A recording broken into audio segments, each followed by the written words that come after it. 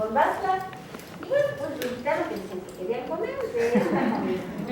A ver, ¿qué tal quedamos? Mire, hice frijoles con chonequi, que es una hierbita que se da en unas enredaderas. Y ese se prepara con ajonjolí y frijoles. Pero aparte de eso, ahí le faltaron orejitas de masa. No sé si han visto que luego hacen orejitas de masa. Pero eso se come en caldito como si fuera sopa. Pero como se iban a hacer tacos, pues por eso lo traje así espeso, para que pudieran hacer tacos. Y los erizos pues también hay allá, chayotes, y eso se preparan con cacahuate. Se les pone tantito chile y se les pone cilantro con sabor. Y pues el mole es tradicional, con pechuga de pollo. Ya, eso fue lo que hice ahí. Pues también les traje papas, arroz, champiñones, y la masa es de maíz con plátanos, pero del plátano morado que hay allá, por eso la tortilla se ve así entre moradita, como chorreada la masa, de plátano. Pero pues eso se ocupaba también desde más antes cuando no había escasez de maíz, como no alcanzaba el maíz, pues las abuelitas o triunfales tenían muchos chiquillos, pues servía plátano y le revolvía un poquito de maíz para hacer una pelota en masa para los chiquillos. Pues sí, y ya había que llenarlos. Y eso sí es cierto, porque en una luna que vamos a hacer, si vamos a poder revolver maíz con plátano y hacer tortillas, ¿no? Y eso pues sí, o sea, de eso se hace allá, ha sido tradición desde que ha habido en los pueblos de por ahí de Baxla, de Ocelo, entre Cozautlán, Limones, hacia abajo Monte Blanco, Tepetela, que es donde se comen lo que es el chonequi, los erizos y todo eso. Porque más antes dicen que también igual el chonequi ha sido como tradición de siempre. Los frijoles se los sacaban al caldo y quedaba el caldito, entonces al caldito era el que le dían las hojas y ya le ponían un poquito de ajonjolí, un poquito de masa y se enchilatol para que comieran los que se quedaron. Una pregunta ¿tienes sobre algún ingrediente? Yo sí, perdón. Que mencionaste el mole y nosotros que no somos de México, pues ni idea de con qué se hace el mole. Entonces, por favor, un poquitico de lo que lleva este mole suyo. No, el mole sí lleva mucho, porque sí lleva chile mulato, lleva pasilla, lleva chile de corriente, cacahuate, ajonjolí, plátano frito, tortilla tostada, lleva nuez, lleva de especias, no tiene que llevar mucho porque por eso luego el mole nos hace daño. Lleva muy poquito anís, pero es una pizquita muy poquito. Lleva el ajo, pero es asado, la cebolla también es asada, para que no nos haga daño el mole.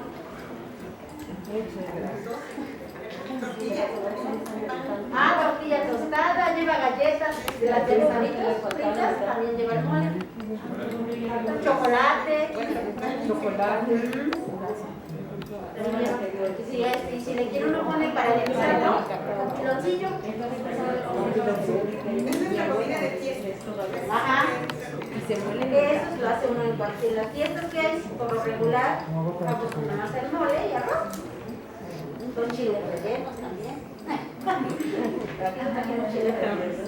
Muchas gracias.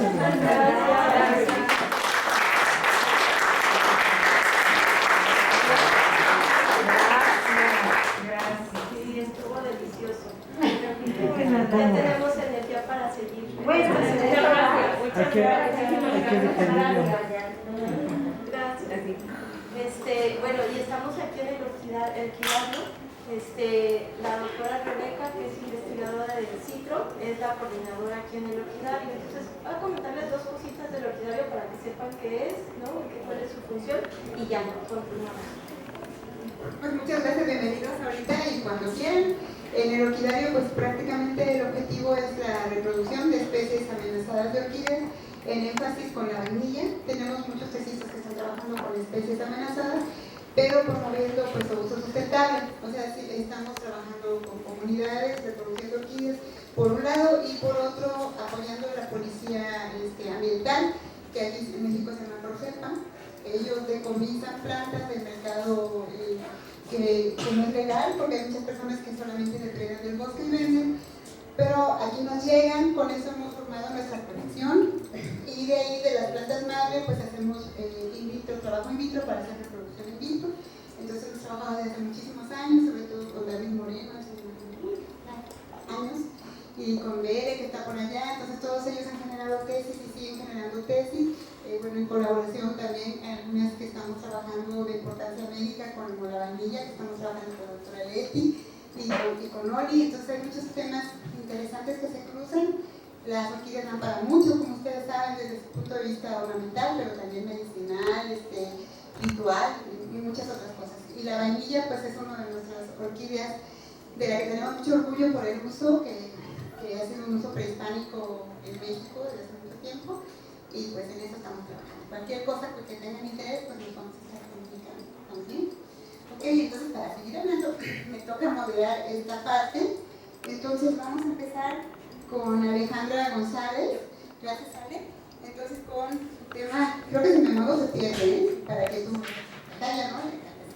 Entonces, vamos a empezar, miren, ya se perdió. Ya. Con el tema cambios bioculturales relacionados con el cultivo del café entre comunidades indígenas del suroccidente colombiano, a cargo entonces de Alejandra González Acevedo de la Universidad del Cauca. Adelante, Ale.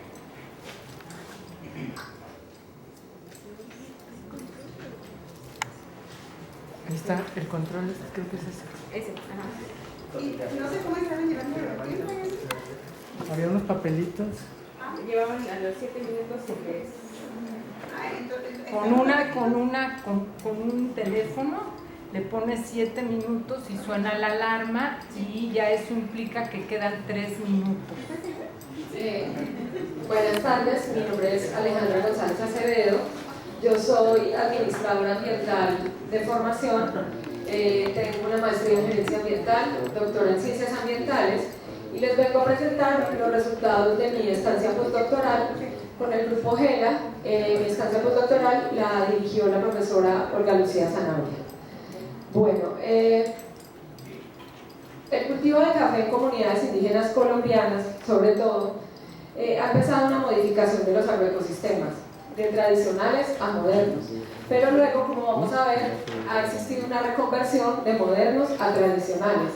Y esto ha hecho que todas las dinámicas económicas, sociales y culturales de la zona empiecen a cambiar. Nosotros en zonas indígenas donde no hay café, hay una dinámica muy diferente a las zonas indígenas cafeteras. Y este estudio de los cambios bioculturales permite de alguna manera comprender la sustentabilidad futura de los territorios estudiados. Como ustedes saben, Colombia es un país muy cafetero, pero nosotros todos nuestros sistemas los tenemos bajo la agricultura de la Revolución Verde. Nosotros del 100% de las hectáreas que tenemos en café, que son 956.000, solo nos queda menos del 1% en caficultura tradicional. Pero cuando se tomaron esas decisiones de cambiar de cafetales tradicionales a modernos, no se evaluaron las implicaciones económicas, sociales y culturales, simplemente fue una decisión económica disfrazada de un discurso fitosanitario en los años 70, donde nos dijeron que el café se nos iba a llenar de roya, pero en realidad lo que Colombia debía hacer como país era cumplir con el pacto de cuotas. Entonces, allí vemos cómo confluyen factores políticos, sociales, que de alguna manera impactan en los territorios desde el punto de vista ecológico, biológico y social. Bueno, mi zona de estudio es en Tierra Adentro, Cauca.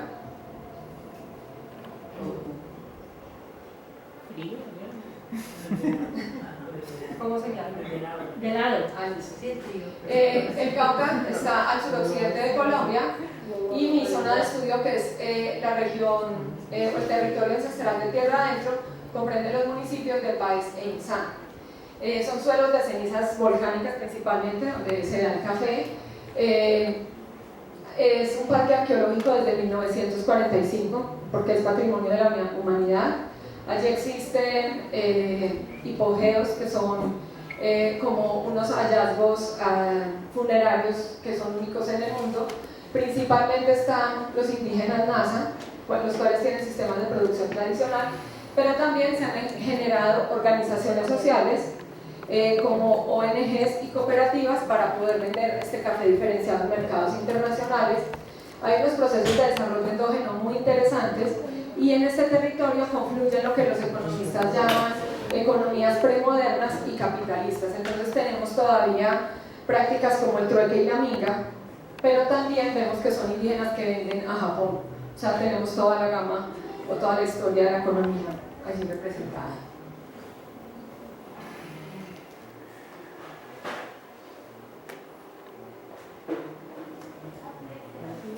Aquí sí está. Acá sí está. Pero ya no. Aquí ya vas, ya terminaste. Ahorita lo veo. Será identificarlo a pantalla, ¿no? Ahora, número 5.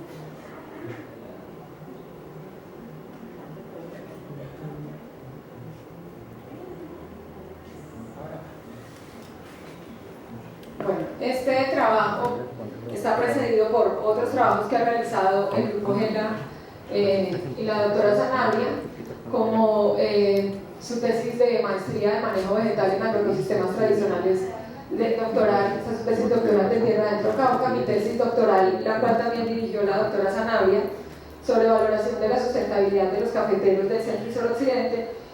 Otro proyecto que ha realizado el grupo de investigación con el Instituto Humboldt para identificar plantas mágico-religiosas, y nuestra última publicación que se llama Café y Coca, condiciones de sustentabilidad en el occidente colombiano, ya que en esta zona los campesinos tienen la dualidad económica de pensar si se cultiva café o coca dependiendo de los precios y de las condiciones.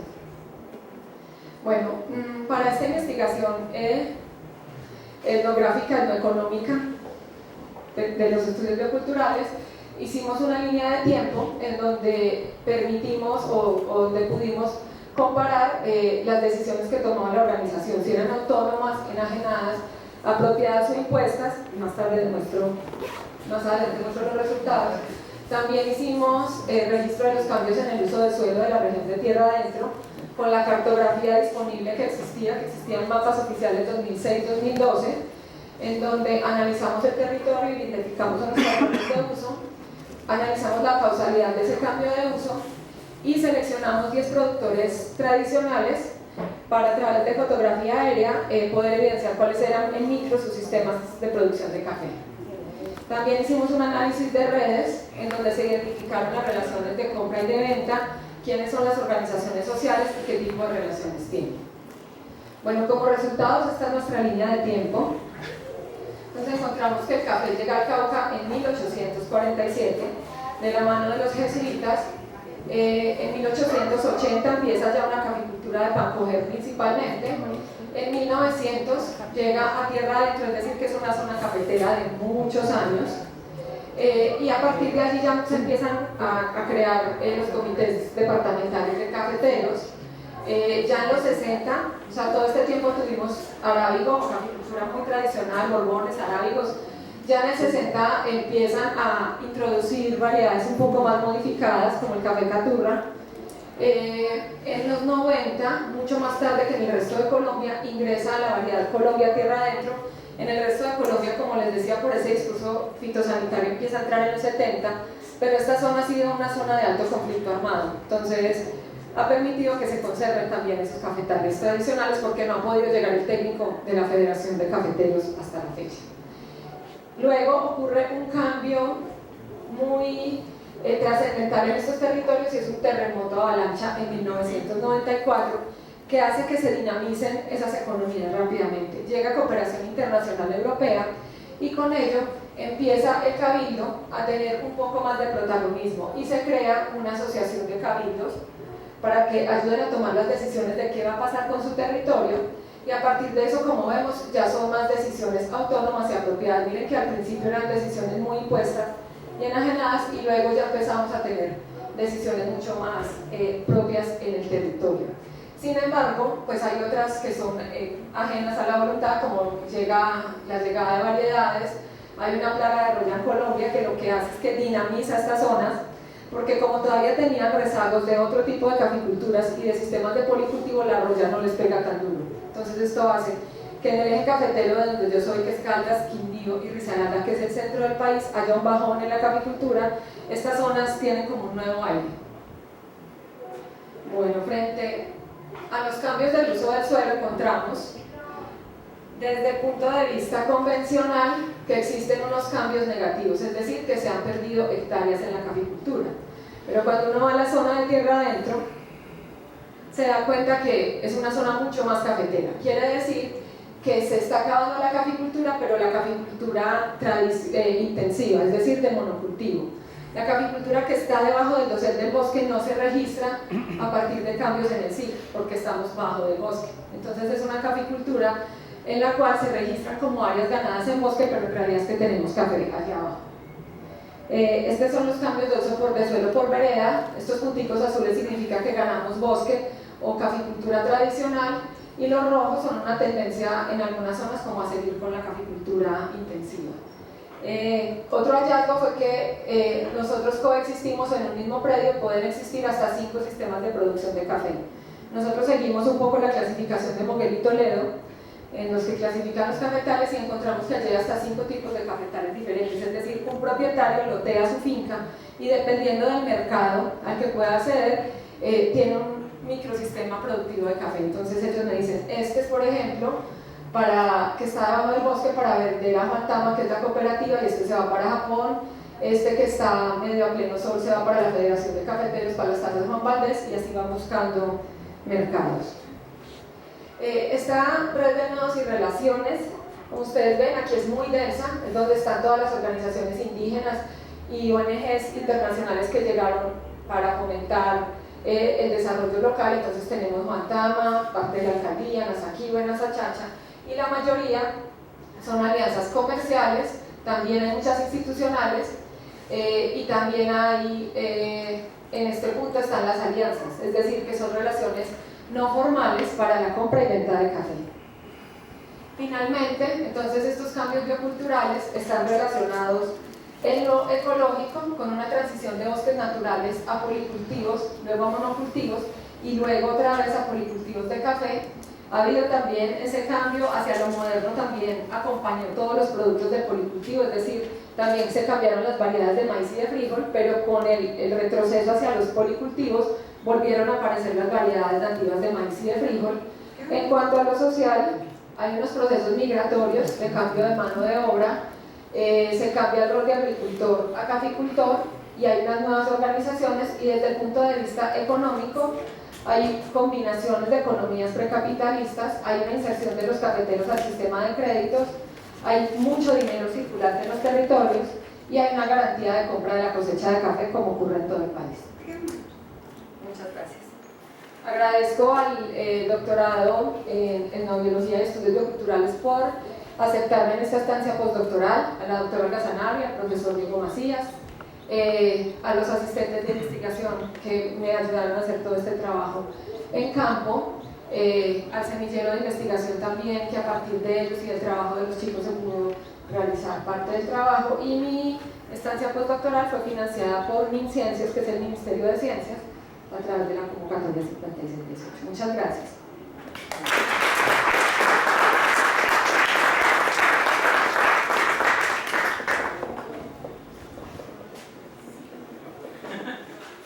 Sigo yo. Pero yo voy a hacer una lectura sensorial, ¿ok?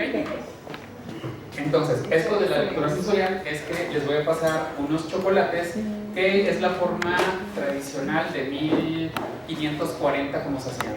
No tiene azúcar, tiene miel de abeja melipona. Bueno, que hace la lectura sensorial, es José Padilla Vega, de la Universidad Intercultural del Estado de Tabasco.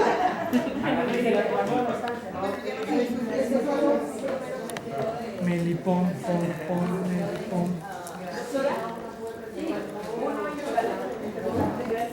Ok. El consumo del cacagua era exclusivo de gobernantes, guerreros y pochtecas. Los pochtecas eran los comerciantes. Se bebían jícaras obtenidas del árbol de crecencia cojete, una vez que eran adornadas y preparadas las bebidas. La bebida del cacao se preparaba y se batía. No se hacía este líquido que estamos acostumbrados a beber. El brebaje era achiote, picante y vainilla. Este era arrojado desde la altura de los hombros hasta el piso, que estaba otra vasija, a modo de generar una espuma. La espuma se comía con cucharas elaboradas a base de concha de tortuga. El cacao era visto como moneda de cambio y los registros que se encuentran en el Archivo General de Indias, así como en el Archivo General de la Nación, nos mencionan las siguientes bases tarifarias en granos. Un guajolote valía 100 granos de cacao, un jitomate valía 1 grano de cacao, 311 granos de maíz valían 5 granos de cacao, una calabaza valía 4 granos de cacao, un pescado en hojas de maíz, muy consumido en Tlaxcala, valía 3 granos de cacao, un aguacate 3 granos de cacao, un huevo 2 granos de cacao. De 200 a 230 granos equivalía a un tomil, que eran 7.5 gramos de oro hechos plancheta. Un esclavo, si sabía cantar y bailar, podía costar entre 2.400 a 4.000 granos de cacao, pero si no sabía, valía entre 600 a 1.000 gramos.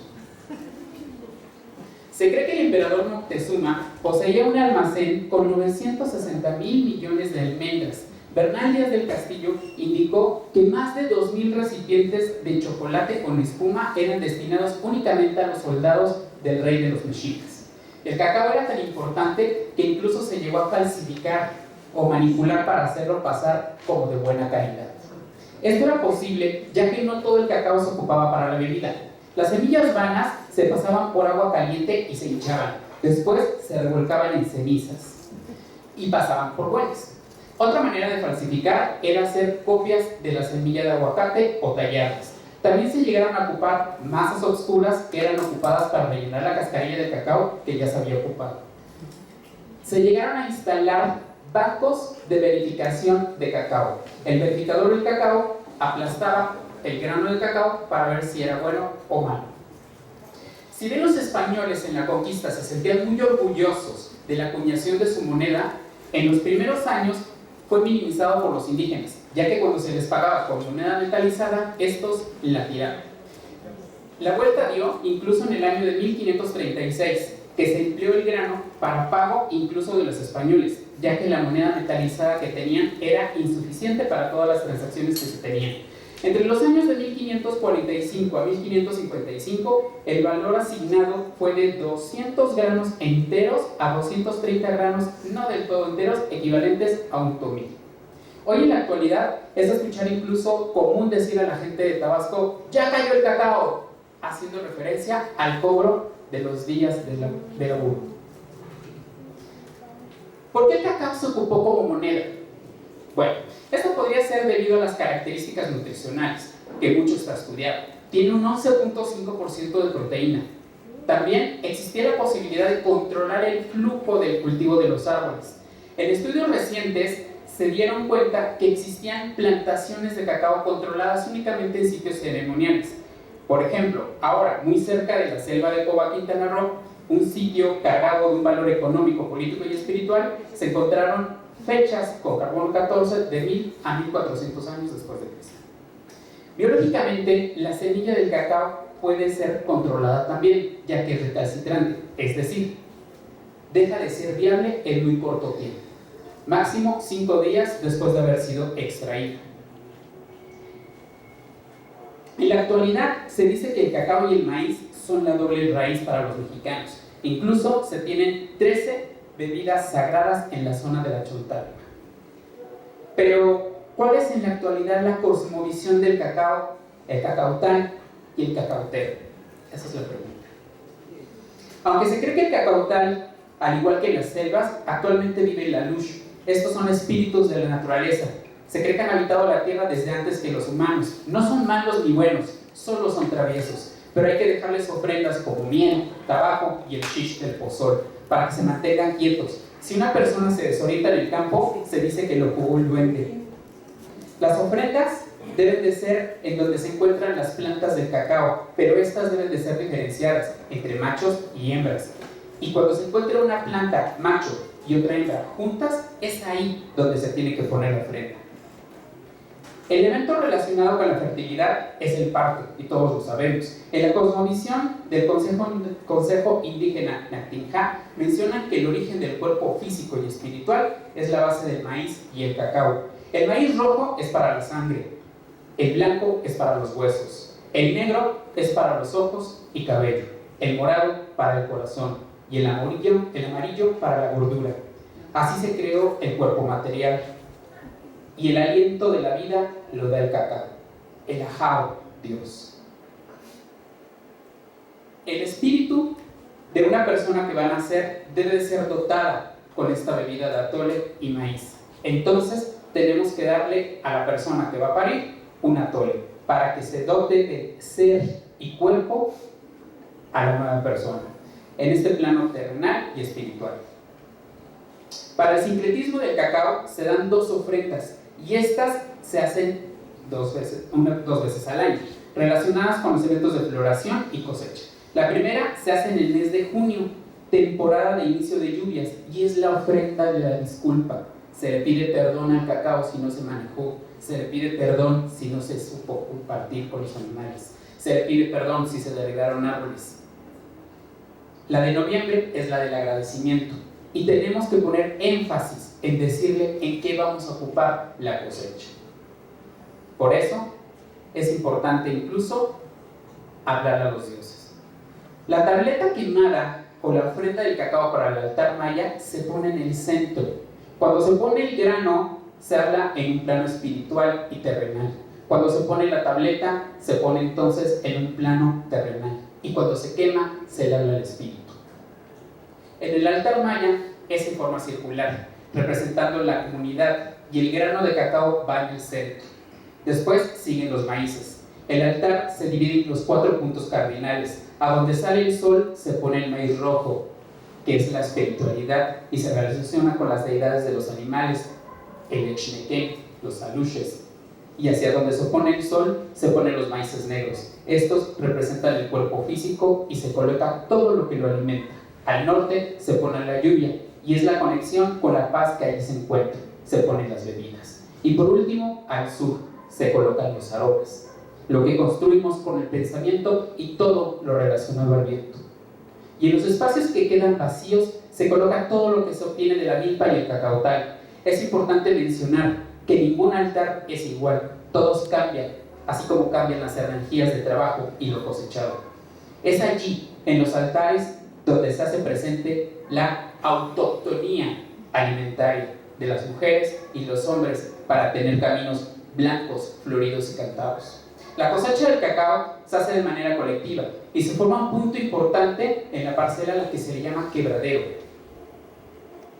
Ahí participan los niños, abuelos, madres, padres, y es un sitio de comunicación y en ocasiones hasta de planeación colectiva de la parcela y otros temas de conversación. Finalmente, el cacaotal tabasqueño es un conjunto de saberes basados en la diversificación del mismo, en el que se alberga muchos organismos y espíritus. Los árboles del cacao no son simples estructuras productivas, son regalos de los abuelos y abuelas, padres, tíos, hermanos, incluso amigos. El cacaotal es producir sin agredir, donde el mejor fertilizante es la misma sombra de los árboles y de los animales, así como de las personas que interactúan con él. Gracias.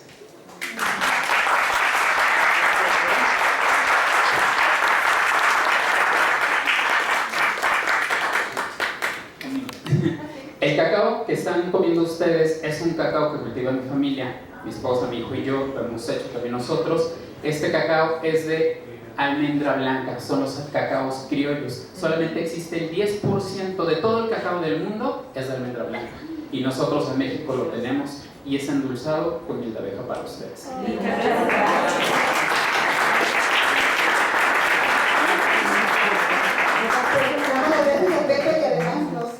Todos los sentidos, casi poético de recordar la historia, eso, ojalá que lo puedas escribir, sería un goce. Pero bueno, muchísimas gracias, Pepe. Bueno, vamos a pedirle entonces ahora a Telma Méndez Pontes, de la Universidad Veracruzana, con su presentación en botánica y transmisión de conocimiento por las mujeres cafetaleras de las altas montañas de Veracruz. Adelante, Telma, gracias.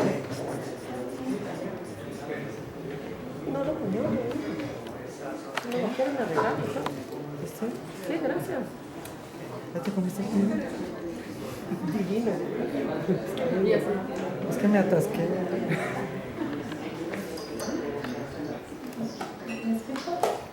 Sí. ¿Sí? Sí. Más o menos sí. Mi nombre es Telma. Voy a hablar un poquito de mi terruño, del terreno donde yo hablo. Yo soy de Brasil, soy de la Mata Atlántica, pero viví también en la Amazonía y ahorita vivo en la sabana, en el Cerrado. Y soy hecha de maíz, de leche, de plantas silvestres comestibles, y voy a también invitarlos a que experimenten, que puedan oler y puedan comer un poquito de la nepa, acuyo o rasanta. Yo voy a hablar un poquito de una partecita de mi tesis.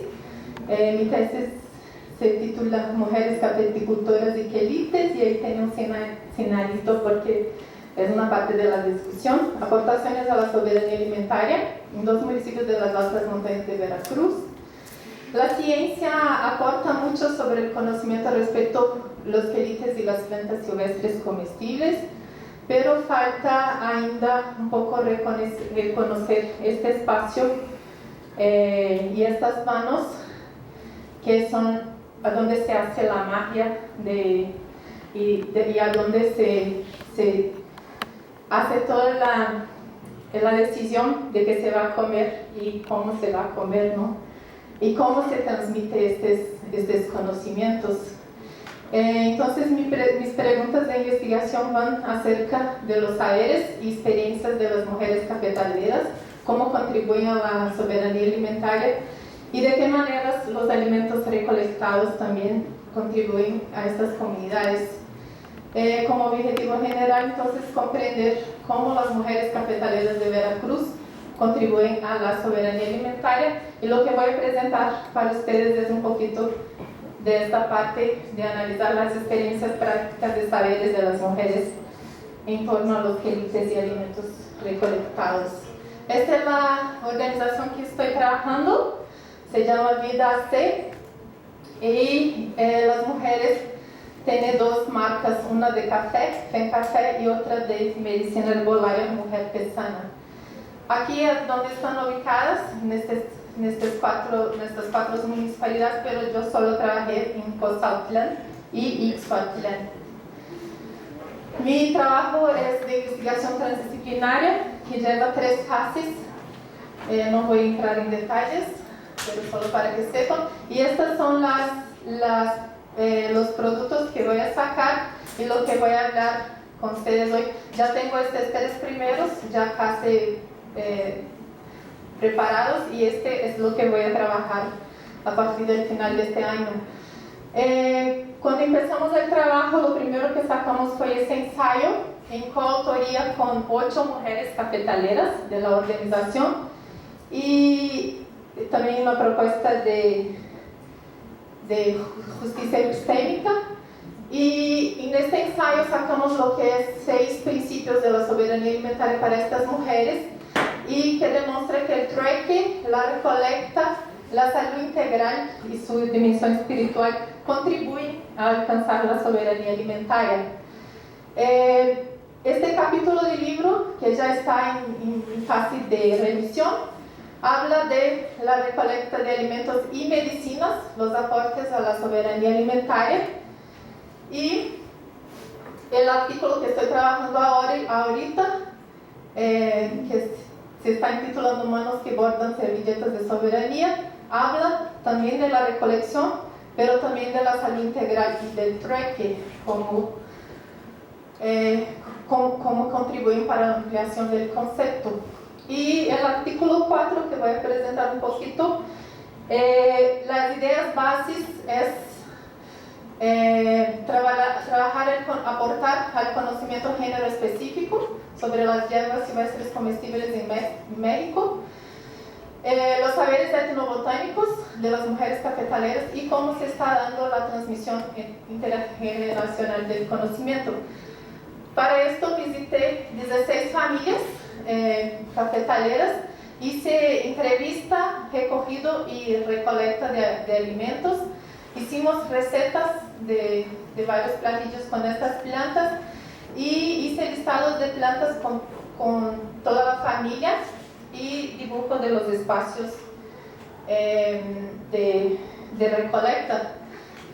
Entonces pretendo aportar a la discusión de la etnobotánica del conocimiento género específico y sus contribuciones. Para esto yo hice ya una sistematización con 56 artículos que hablan sobre los quelites. De estos 56 artículos, en 27 reportan distinción de género en la metodología, pero solo 9 reportan distinción de género en los resultados.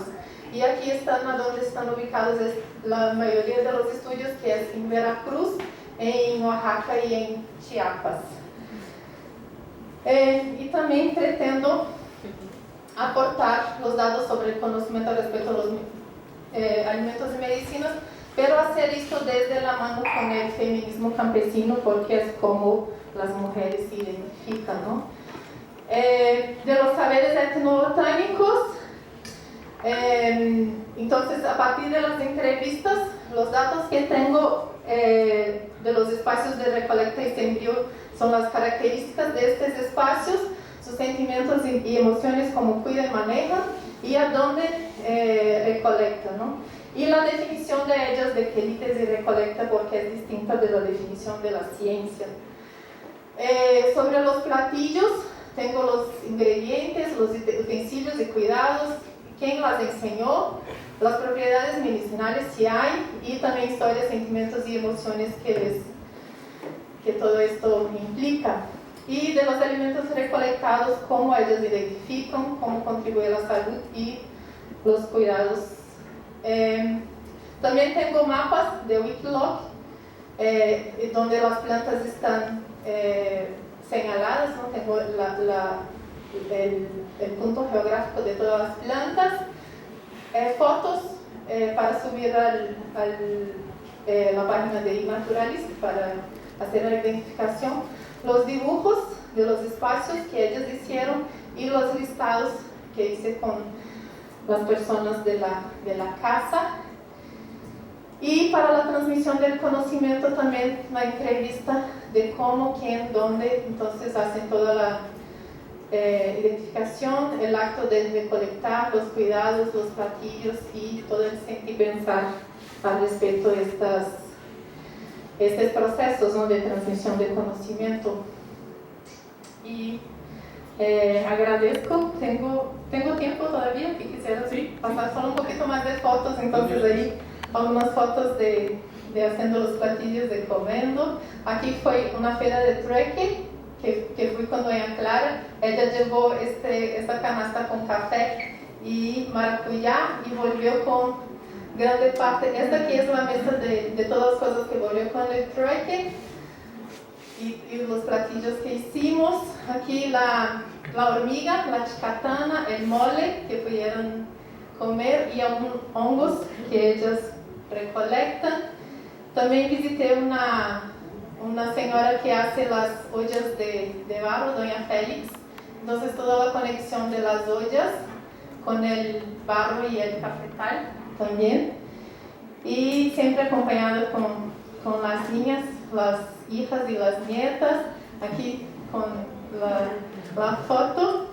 Aquí lo de los quelites, ¿no? Entonces ellos solo reconocen estas 4 especies como quelites. Los demás llaman por el nombre.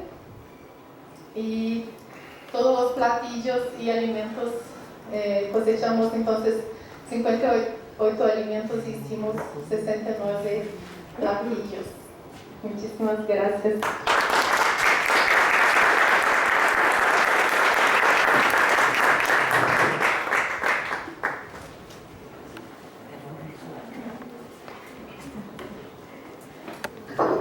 Muchas gracias, Telma, se antoja todo. Y eso que ya comimos. Bueno, vamos a continuar, por favor, con estudio preliminar de la cosmovisión y prácticas bioculturales para la conservación de semillas caso, aquí me parece algo curioso porque para nosotros es frijol, para ustedes es frijol, pero es lo mismo. El caso del frijol Casper, Phaseolus cocinius, Phaseolus mimosus, en el oriente del departamento de Cauca, Colombia, con Néstor Molano de la Universidad de Cauca. Adelante, Néstor.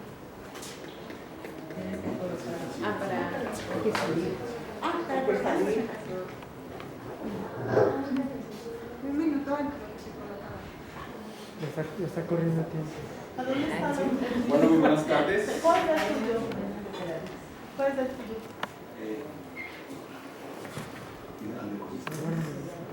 ¿Dónde está arriba?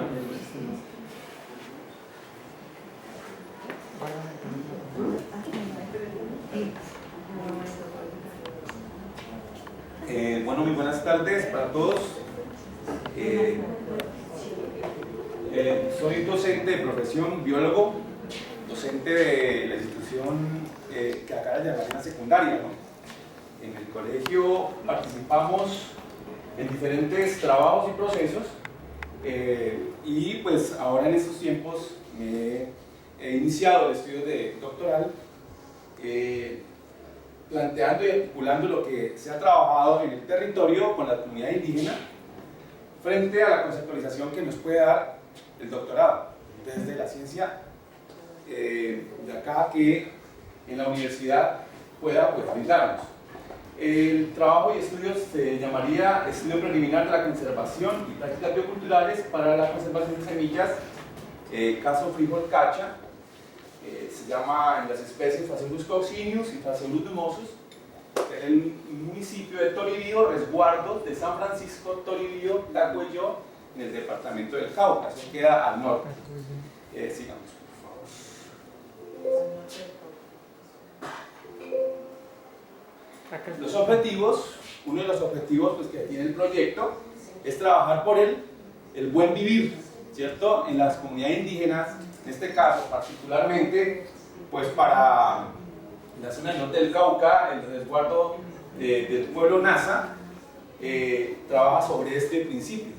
Y el proyecto dentro del doctorado y la propuesta doctoral trabaja sobre este principio, aportar al buen vivir del resguardo del pueblo indígena. Hacia eso intenta llevar este objetivo. Intenta también resignificar el valor de la semilla, ¿cierto?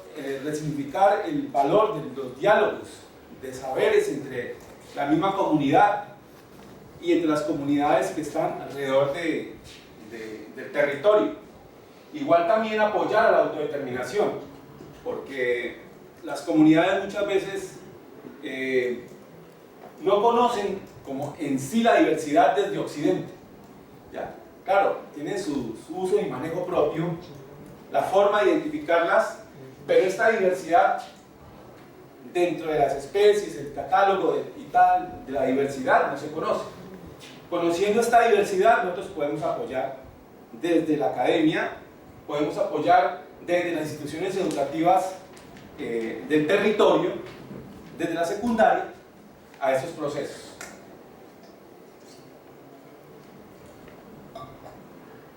El marco referencial, pues, trata también desde la misma esencia del proceso indígena. Las asambleas y el proceso indígena marca que se debe hacer frente a la globalización, marca que se debe hacer frente a la homogenización cultural. No se puede toda la organización hacer frente a eso. Y estos resguardos que hacen parte de un proceso inicial en el cual se ha enmarcado el proceso indígena en Colombia son los que han dado la línea. El proyecto que se empieza a trabajar se encuentra enmarcado entre la etnociencia, dentro de la etnobiología y la bioculturalidad. El marco referencial también hace parte de ese proceso de resistencia del pueblo indígena. En este caso, el proceso y el pueblo indígena ha vivido diversos procesos de resistencia. Desde la misma colonización del territorio, desde la misma migración de la colonia antioqueña, el cual llegó, es una colonia que está al norte de Colombia y que llega al departamento del Cauca, con otros procesos de antropización, en el cual llegaron a deforestar, a talar estas zonas. En este caso hubo un cambio en esa visión, hubo un cambio en esa perspectiva, en esa visión y en esa cosmovisión que tiene como pueblo. En estos resguardos, en este municipio nació el CRIC. Nace el CRIC, y el CRIC en este caso es el que es el del proceso en Colombia quien más fuerte lleva, el que da la línea al proceso indígena en Colombia, ya a la ONIC inclusive, es el que da la línea. Ahí ha nacido el sistema educativo propio, ha nacido el CISPI. El CISPI es el sistema indígena de salud propio. También ha nacido ahora la UAI, que es la universidad multicultural, ¿cierto? Que indígena, que presenta y que ha nacido en ese territorio, de esa idea. Entonces, ese territorio en el que se encuentra el trabajo es un territorio que va mucho más avanzado que otros procesos indígenas en Colombia, ¿ya? Y esto le da un matiz diferente al proyecto, porque nosotros como investigadores no podemos llegar a disponer, a dar una metodología. Al contrario, ellos desde sus asambleas, desde sus procesos, nos dicen qué hacer. Y allí, para nosotros es un problema, paradójicamente un problema, porque nosotros vamos con nuestras ideas, pero ellos no tienen otras. Paradójicamente, en 1960 llega el conflicto interno y llega el grupo guerrillero y también cambia otro poco de visión aquí a este pueblo indígena. Ya la gente va no a estudiar, sino se va para el grupo guerrillero. Y posteriormente llega en el 80 el narcotráfico. Ahora el municipio, que antes manejaba el agroecosistema tradicional TUL, ahora maneja un policultivo llamado marihuana o coca. Aquí el sistema también, y dentro de mi propuesta se encuentra como metodología, como marco de referencia también el trueque. El trueque, que es una práctica tradicional de los pueblos de América, que hacen parte del intercambio. También allí en esta zona se juega. Aquí nosotros trabajamos un trueque. Miren la participación que hay en este trueque. Y solamente era de un bloque 4 de veredas. Este trueque, pues, ahí se mira el diálogo de saberes, la parte de la economía propia, ¿ya? Conocemos la diversidad presente también de allí. La metodología también, aquí vamos a trabajar, como les decía, esta metodología tiene que tener de los dos lados. La metodología que propone desde acá el doctorado, desde lo que planteamos nosotros como investigadores, y la metodología que desde allá, desde la comunidad, desde el mismo proceso nos plantea. Es un reto, tenemos que entrar a articular. Aquí entonces la etnografía, vamos a trabajar la parte de etnografía en el TUL, que es el sistema o el agroecosistema tradicional. Vamos a trabajar en el trueque. También hacemos etnografía en las asambleas comunitarias. Ahí es donde lleguen y convergen todas las personas del territorio. Y en este trueque y en estas asambleas hacemos y trabajamos nosotros lo que corresponde a formatos de diversidad, en el cual encontramos nosotros qué diversidad hay, qué diversidad real, porque aquí en esos trueques es donde llamamos la diversidad real, lo que verdaderamente se maneja allí en el territorio. La metodología también se trabaja desde la reciprocidad, es decir, yo aporto, tú aportas. Si no, desde ese sentido, en ese territorio, como particularmente soy docente de ese territorio, si yo me hubiese puesto a dar la clase literal desde el libro, a copiarlo, tal vez no hubiese tenido el proceso que tengo ahora. Ahí hemos trabajado en otras dinámicas. En este caso, la metodología también viene trabajada desde una reserva forestal. Aquí podemos ver a la guardia indígena trabajando en la reserva. Esta reserva se llama la reserva Xahuesya, Casa de los Espíritus, y esto intenta hacerle frente, uno, al proceso del conflicto interno y hacerle frente también al proceso del narcotráfico que se vive allí, porque hay mucha deforestación. Y pues esto hace parte e integra la bioculturalidad. En este caso, dentro del trabajo del frijol, presentamos y queremos trabajar, desentrañar las estructuras significativas, cómo se produce y cómo se percibe o cómo se interpreta el frijol allá en la comunidad.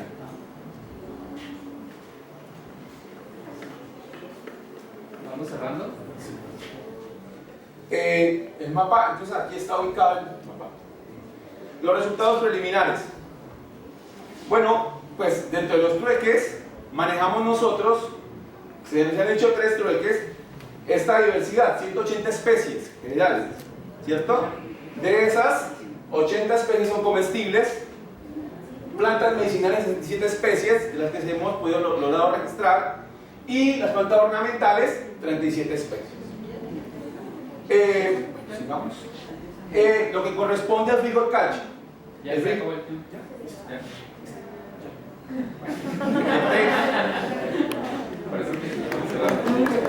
Un minuto más para que Bueno, concluyo. Concluimos, claro. Listo, bueno. Bueno, listo, dentro del frijol cacho entonces hallamos 3 especies: el Dumosus, el Coccineus y Lunatus. Podemos decir que en este territorio hay una gran diversidad. Podemos decir que esta ha sido una nueva variedad que se ha encontrado para ese territorio. ¿Ya? Esta ha sido una nueva variedad que se ha encontrado solamente en ese territorio. En trabajos anteriores se han descrito otras 2 variedades de esta especie. Pero lo que nos quiere decir esto, que esta nueva variedad puede ser parte de la legislación indígena propia que tiene el Cabildo. Y puede decir, esta es de este territorio. Muchas gracias.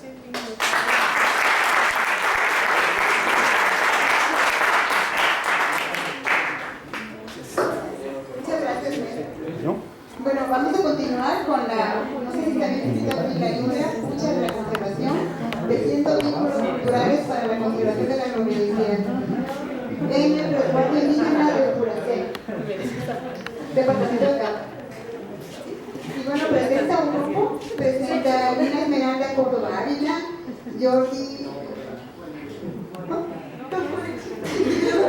todo un colegio, Jordi del Rey, Poliandro, Monclayo, Carlos Gallego y Lina Marta Pérez Arano. Adelante.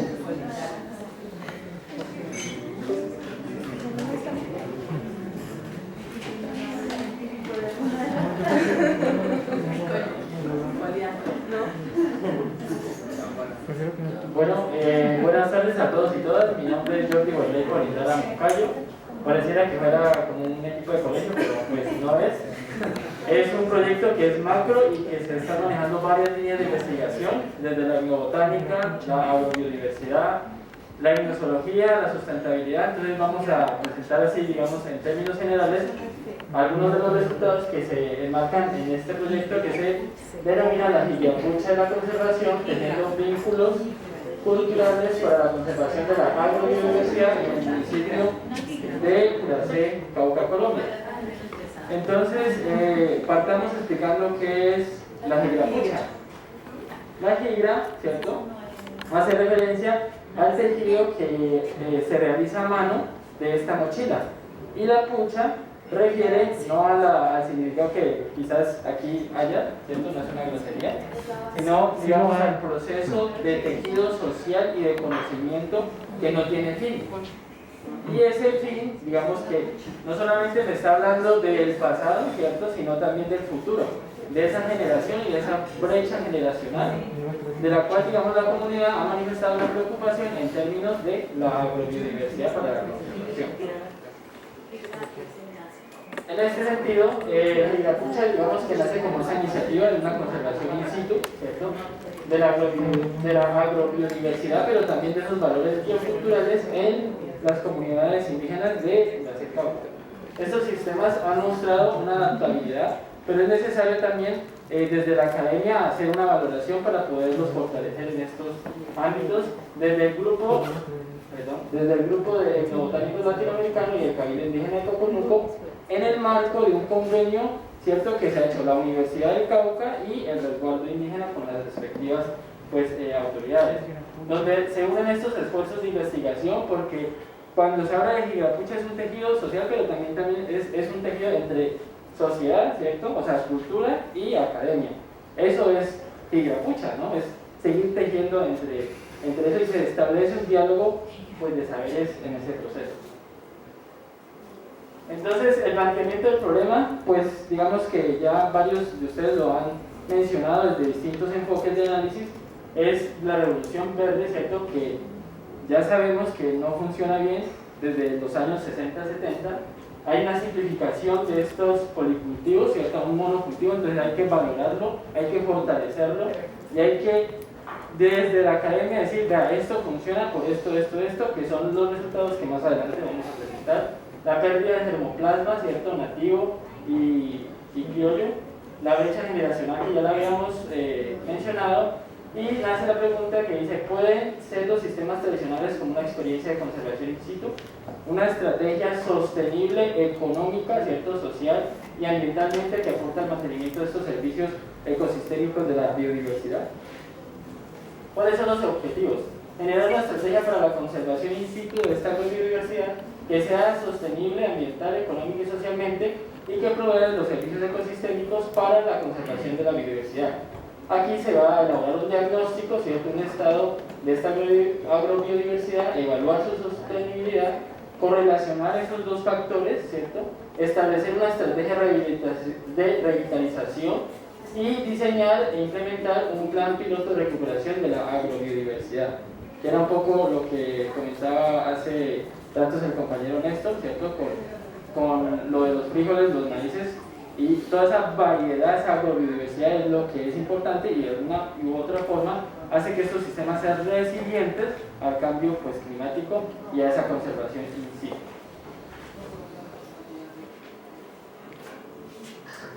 Bueno, en cuanto a la zona de estudio, el lugar donde hemos decidido y se está llevando a cabo la investigación es en el resguardo de Coconuco, en Puracé, Cauca, la zona está comprendida entre los 2.500 a los 3.500 metros sobre el nivel del mar. Está en el centro norte, en el centro del departamento del Cauca, en el suroccidente colombiano. Fue aquí donde surgió esta idea de organizarse como grupo de custodios de semillas que se llamó La Batea. Custodios de semillas son unas personas ya mayores que están dedicadas al cuidado, a la conservación de las semillas en sus huertas, en sus agroecosistemas. ¿Y por qué se llama La Batea? Hablando con los mayores nos decían que ellos querían que este grupo, que lo hacían más con el alma y con el corazón de cuidar esas semillas, debía tener un nombre que para ellos representara una práctica constante. Entonces fue así como surgió La Batea, que La Batea es una, bueno, nosotros en Colombia, para nosotros La Batea es una canoa hecha en madera, donde las mujeres diariamente pues están amasando ahí, hacen todo el proceso de trigo, de amasar el trigo para hacer sus masas para el café o bueno, para el entredía. Entonces ellos decían que de alguna manera este nombre representaba para ellos un sentir en que cada día la huerta y las semillas requerían estar cuidadas, protegidas, no era algo que yo dejara aquí y ya a los 8 días le iba a poner cuidado, no, era un proceso constante, entonces por eso del nombre de La Batea. Se conformó en el 2010 con un programa haciendo frente al cambio climático por las organizaciones de las Naciones Unidas. Inició con 14 custodios, hoy por hoy ya se encuentran vinculadas más personas, ya hay un total de 21 personas, dentro de ellos 4 personas muy jóvenes, con edades entre los 19 y 21 años, que pues nos ha sido muy grato para nosotros porque también ha sido pues parte de ese proceso que hemos llevado como parte de la Universidad del Cauca, también con las capacitaciones y algunos programas que se han hecho allá.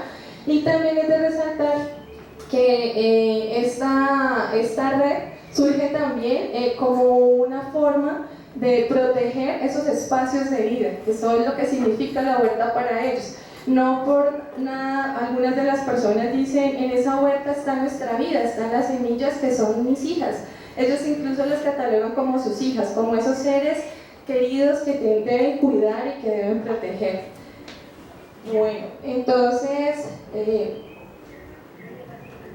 ya Bueno, con base en la metodología está la fase exploratoria, en donde la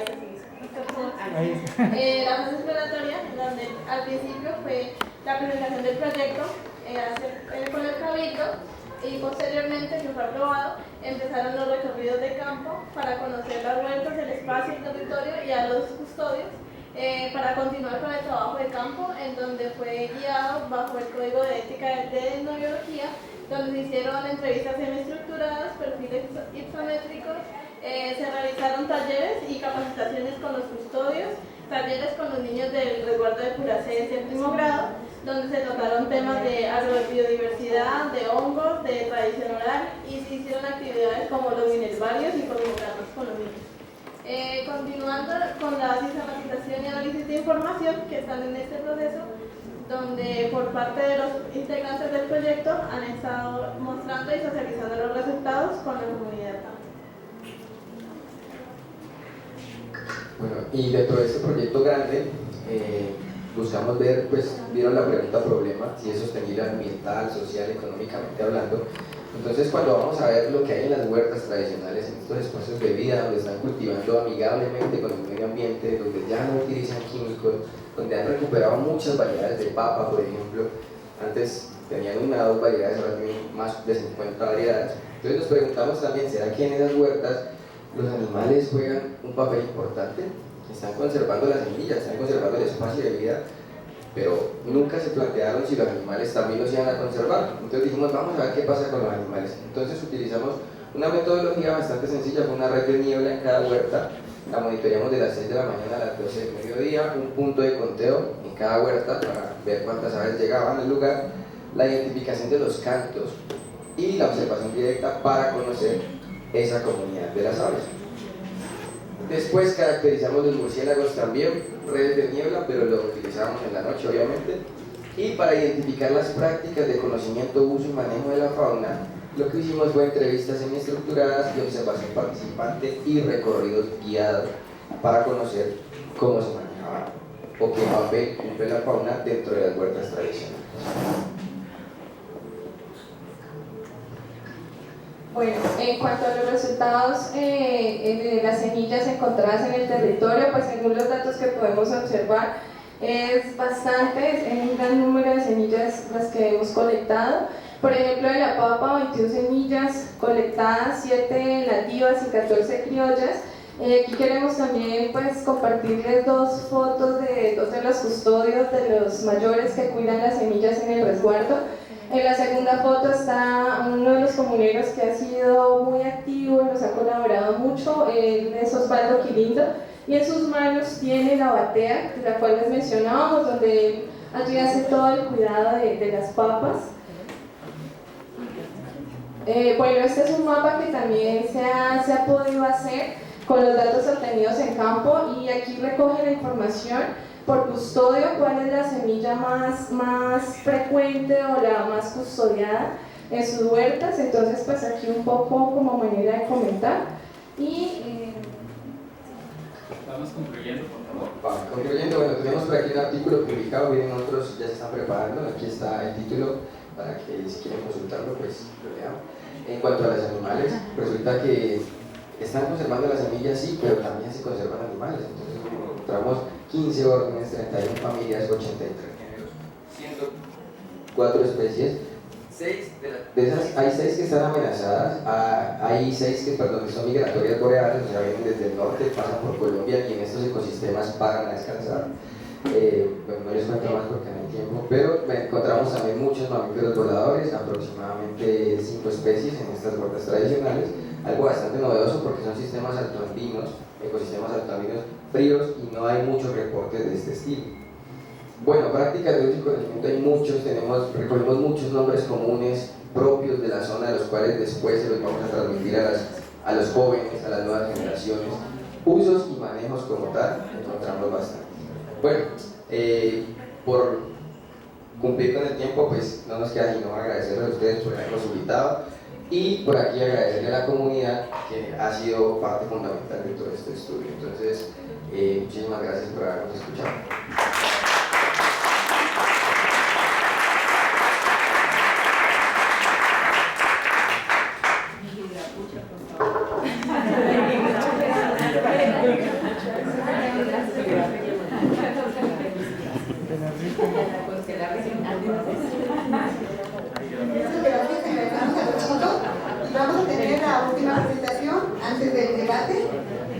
comercialización, una encuesta campesina, experiencia de la tienda regional del macizo colombiano, y presenta Juliet Karina Mera Paz, de la Universidad de Cauca.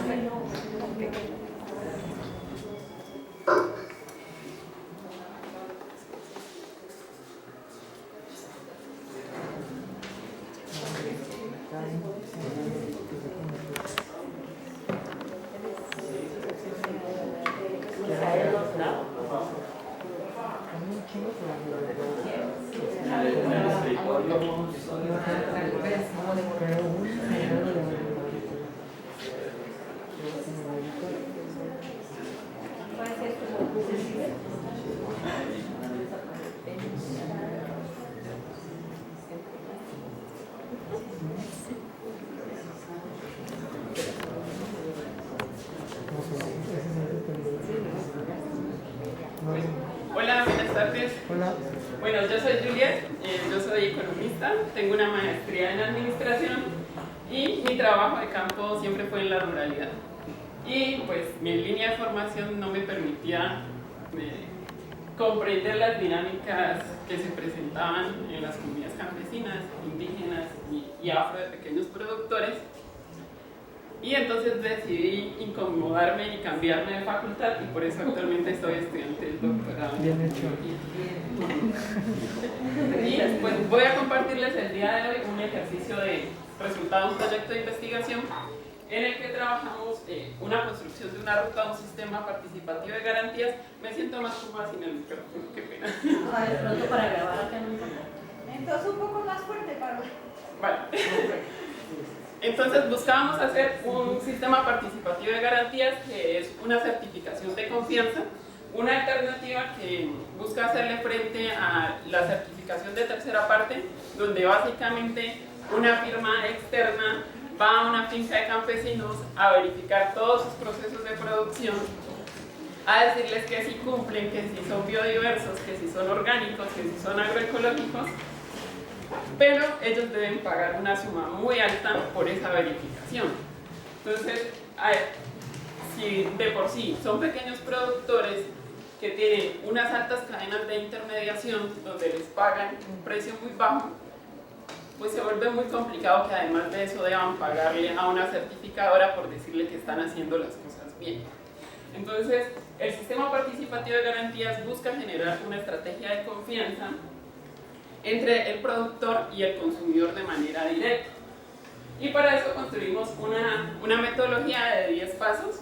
El primero era generar un diálogo o una generación de intercambio de experiencias entre dos experiencias que existen en Colombia, una en la región de donde es Alejandra, que es una experiencia entre la Corporación Agroecológica de Risaralda y la Universidad Tecnológica de Pereira, y otra experiencia que está en el Valle del Cauca, que es la red de mercados agroecológicos. Entonces, estas dos experiencias las llevamos al departamento del Cauca para que intercambiaran conocimientos con los campesinos con los que estábamos trabajando.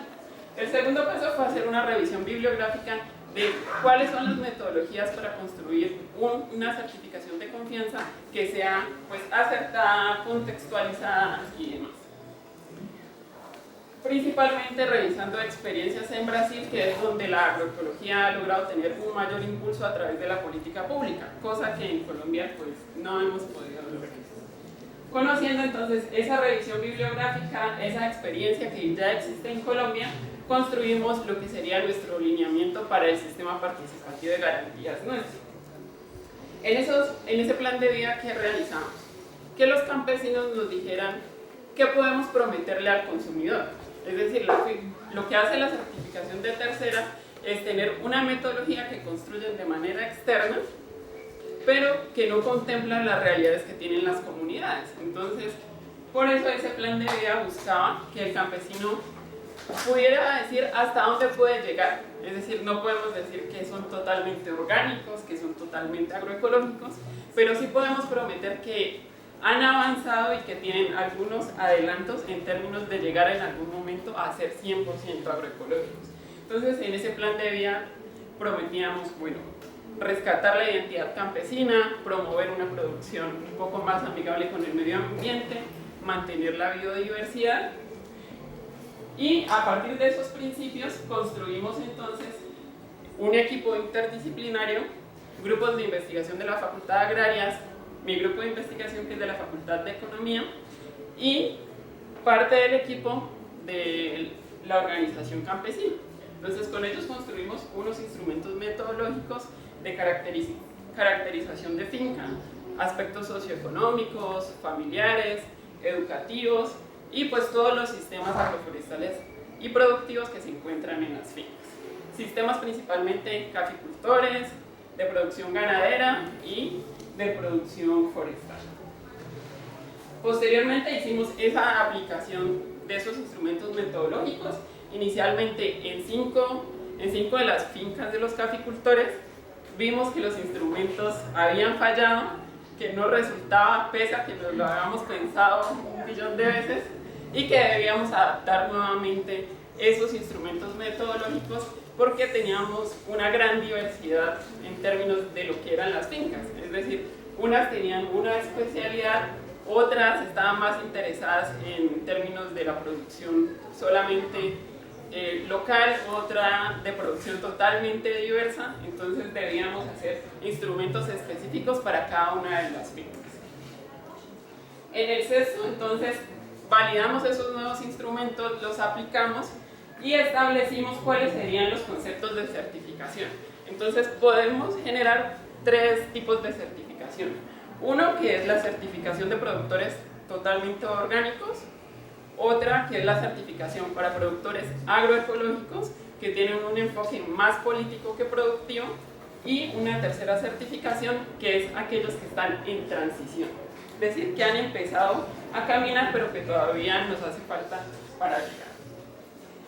La séptima fue recoger la sistematización de las experiencias previas de comercialización, es decir, cómo la organización definitivamente se estaba pensando una estrategia diferente, no solamente en términos de comercialización en función de la exportación, y por lo tanto no buscábamos una certificación de tipo orgánica para venderle al comercio justo y recibir un sobreprecio, sino que realmente la estrategia de comercialización era una comercialización local. Primero para las familias que hacían parte de la organización, posteriormente para sus localidades, y en caso de que tuviésemos excedentes, pues ya para una comercialización por fuera de la localidad. La octava fue hacer una gira de consumidores, es decir, los consumidores finalmente son los que nos permiten establecer la figura de la confianza.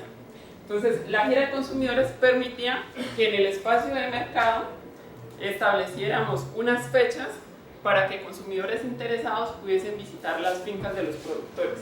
Y en esas fincas de los productores pudieran verificar que lo que le contábamos con su certificación de confianza era una realidad. Es decir, que sí, efectivamente, si ellos, estando en transición, aún no usaban químicos, pues podían verificar. Pero que aquellos que sí nos estaban diciendo que eran totalmente agroecológicos, podías ir a la finca, esculcar todos los lugares y verificar que no ibas a encontrar ningún tipo de semilla modificada ni de ningún tipo de agroquímico.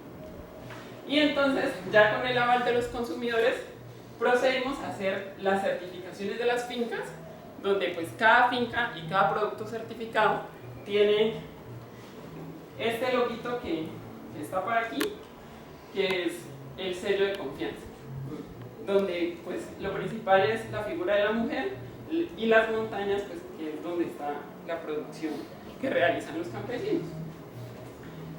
Y la décima fue la validación de la metodología, y por lo tanto pues contamos con un documento que nos dice cómo hacer cada uno de estos 10 pasos en caso de que otra organización amiga quiera hacer un ejercicio de certificación de confianza.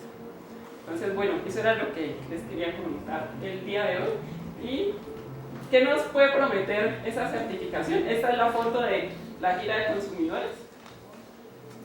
Que los productos que tienen nuestro sello de confianza proceden de pequeños productores agropecuarios que tienen un enfoque de género, que están trabajando producción limpia, orgánica o agroecológica, y que nuestros productos provienen no solamente de un ejercicio de producción por sí mismo, sino que tiene un trasfondo político, comunitario y familiar.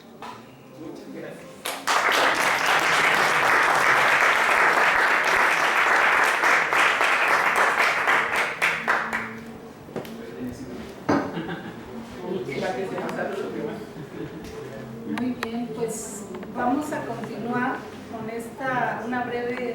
discusión breve, porque ya nos dijeron que el tiempo, pero es importantísimo, discusión, debate, como lo hicimos en la mañana.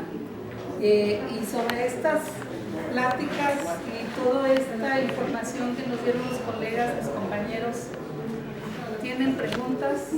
Por aquí me acuerdo que Pablo en la mañana tenía algo. Sí, pero ya la discutieron. Sí, cierto, eso es lo que... ¿Alguien tiene una pregunta? Comentario.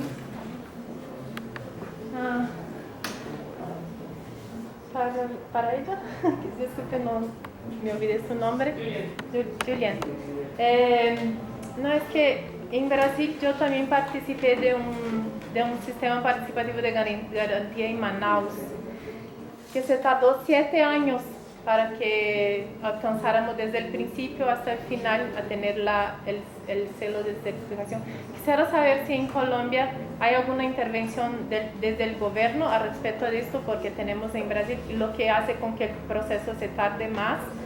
Y lo que me hizo también después reflexionar que si estamos produciendo productos limpios, ¿por qué tenemos que certificarlos, no?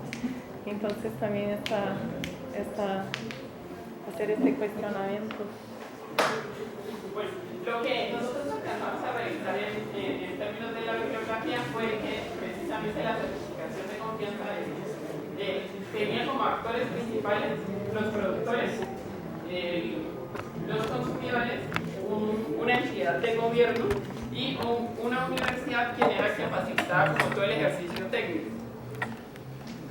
En este ejercicio del proyecto convocamos la parte de gobierno, pero para el caso de Colombia, digamos que estos temas no son de interés, entonces nunca tuvimos participación de ni secretarías de agricultura ni de corporaciones ambientales, que para el caso del Valle del Cauca la corporación ambiental sí participa de la certificación de confianza.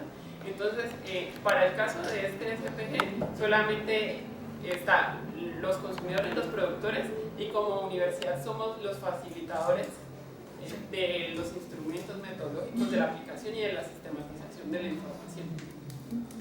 Frente a la segunda pregunta de por qué certificarnos, digamos que eso responde a una estrategia que tiene la organización campesina, quien fue quien identificó la necesidad de visibilizar sus productos como un ejercicio diferente, de no una comercialización tradicional como la que podrían hacer cualquier producción que sea de tipo monocultivo y agroindustrial.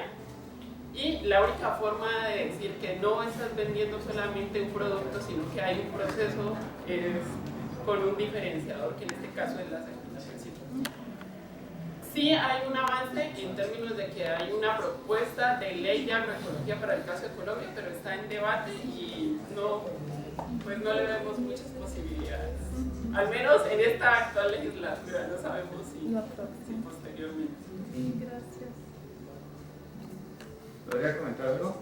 Sobre esta pregunta, yo siento que la certificación que se hace es una estrategia de negocio, ¿no? Como un negocio blanco. Y hoy en día pues, somos una sociedad que vive gracias a las instituciones. Entonces no podemos brincar de una sociedad acompañada de instituciones a una sociedad de confianza, digamos. Como que es una transición.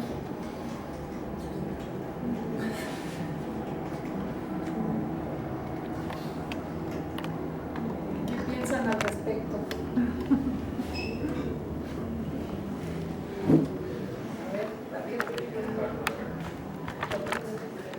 Bueno, en el caso mexicano, la certificación orgánica nace de las bases. En la parte del Soconusco, los productores de café son los que se empiezan a organizar y a empezar a generar las certificaciones. Una vez que esto resulta ser un éxito, se vuelve un botín político y los políticos lo empiezan a trabajar y empiezan a hacerlo, ¿no? En el parte también de los SPG, América Latina fue el que creó esta metodología, pero quien más la usa y es su bastión de trabajo es India. India hoy tiene la producción orgánica súper grande y la mayoría de su certificación orgánica es SPG. Dentro de las normas internacionales, IFOAM reconoce a las SPG como organismos certificados. Entonces sí es una estrategia a lo mejor de comercialización, y lo que generalmente buscan los agricultores, y hay que decirlo, pues es el dinero, ¿no? Buscan un sobreprecio en esto, ¿no? Y no solamente están ahí. Nosotros, por ejemplo, estamos certificados en no esclavitud. Todo el cacao que se consume en la parte de Costa de Marfil es derivado de esclavitud. Entonces se buscan certificaciones tanto ecológicas, amigables con la biodiversidad, no uso de pesticidas, y ahora también estas sociales como de no esclavitud. Entonces hay una gama de certificaciones que se andan buscando, pero al final de cuentas, ¿qué es lo que queremos nosotros para nuestras comunidades? Es cierto que hay cultivos que están destinados al comercio internacional. No desayunamos, comemos y cenamos café. Eso es una realidad. Lo tomamos quizá en esas mismas horas, pero no lo comemos. Entonces está destinado al comercio y tenemos que verlo pues de pronto así. Es comercio. ¿Y el cacao? Perdón. También. Gracias. De las alternativas que planteó Alejandra, que es un mosaico de producción de distintos modos de producción, en el caso de un resguardo indígena en Colombia, en donde hay distintas finalidades, digamos, de carácter comercial, de venta, de producción, etcétera. No sé nada de economía, pues estoy viendo el por qué certificar. Entonces resulta que sí deben de haber mecanismos para las comunidades sociales para que justamente puedan tener esas 2 o 3 producciones. La primera, la propia, ¿sí? Porque no van a vivir económicamente, digamos, en cuanto a sus ingresos, de una agricultura que en estos países empieza a ser agroecológica, pero a costa de mucho de la pérdida de los beneficios, digamos, de dinero libre que pueden tener las comunidades. Por eso es que no hemos avanzado, porque o tienen la milpa o el tulo, el traspatio, o lo quitan para poder producir pues, elementos o productos de tipo comercial. Entonces, si ellos tienen una gama diferenciada y tienen distintas alternativas de las económicas de venta, autoconsumo y distintos valores en su mismo sistema, es una alternativa muy buena, les está permitiendo tener el autoconsumo propio de sus recursos, 1, 2, venderlos que se puedan vender al mercado local, y 3, exportar al mercado internacional, porque es que no podemos creer que las comunidades indígenas tienen que estar comiendo de lo mismo y desaparecer del sistema mundial, porque el sistema mundial somos todos. Entonces, y el comercio no está exento ni aparte de lo propio y de lo interno. Entonces pienso que quiero hacer esa reflexión, porque a veces pensamos que como son indígenas, pongan lo indígena, quédense ahí y apártese de toda la sociedad. No, o sea, tienen que estar también en distintas alternativas de modalidades, digamos, comillas, de comercio, en los cuales podamos subsistir todos.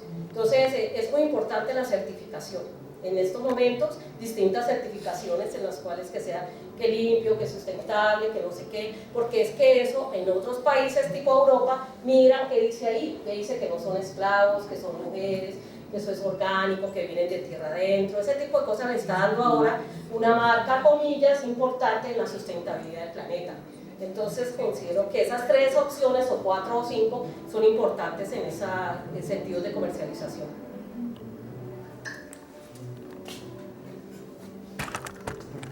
Para complementar un poco, esas certificaciones, como se demuestra en parte de la instancia postdoctoral, permiten en cierta medida las certificaciones de confianza albergar la cultura y la biocultura. Nosotros, como vimos en la línea de tiempo, el café llega al Cauca desde 1900 y el café ha servido para conservar parte de la cultura indígena, o sea, se ha articulado de la mano de la cultura indígena para guardar su economía, sus tradiciones, su comida. Nosotros vemos dentro de los cafetales plantas mágico-religiosas, o sea, el café se pudo adaptar muy bien a las condiciones de los indígenas colombianos del suroccidente.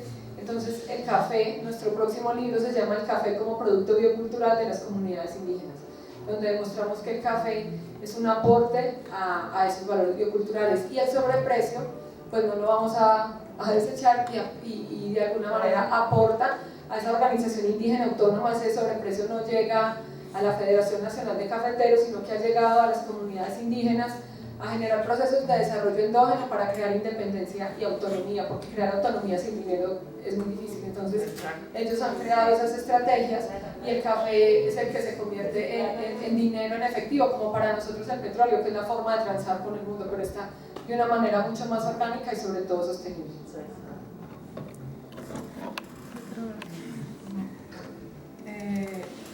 Y bueno, solo complementando lo que había pensado y planeado, es que en un contexto que vivimos de crisis, ¿no?, climática, y pensando el mundo postcapitalista también, aquí en Jalapa tenemos dos ejemplos que son bastante chidos, que son dos redes solidarias de economía, que nos proporciona canastas de productos agroecológicos locales. Y también es una manera de pensar la soberanía alimentaria, ¿no?, desde nosotros consumidores, y también es una manera de que se agregue valor a los productos en ciclos cortos de comercialización, y que no van a generar más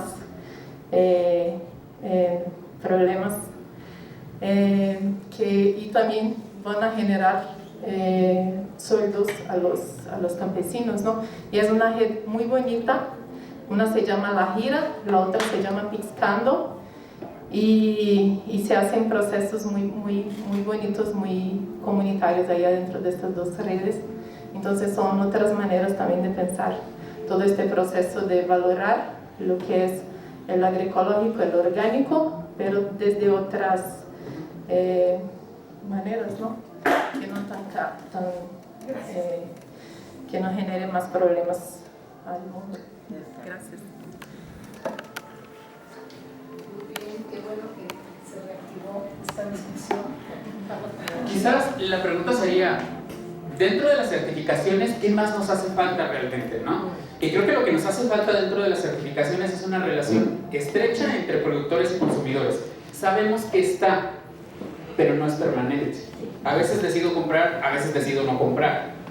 Hay una experiencia que se llama Hansalim en Corea del Sur, y ellos hacen una asamblea entre compradores y productores, y se fija cuánto arroz se va a producir en el año, y eso ya está pactado, y el precio está pactado y no se mueve.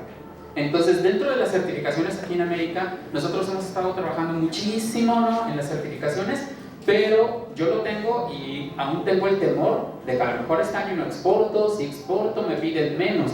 Entonces, ¿qué nos falta dentro de las certificaciones? Quizá esa cuestión de la seguridad mercantil, y primero cubrir, pues, obviamente, la seguridad alimentaria, ¿no? Entonces, eso es como una pregunta que siempre nos estamos haciendo los que nos dedicamos a esta parte de la certificación. También trabajo certificación en el tema de mi tesis, pero es certificación amable con la biodiversidad. Entonces, y me he estado dando vueltas, ¿no? En América, ¿qué nos hace falta para poder llegar a ese nivel de confianza, de producción y de pacto mercantil y de consumo?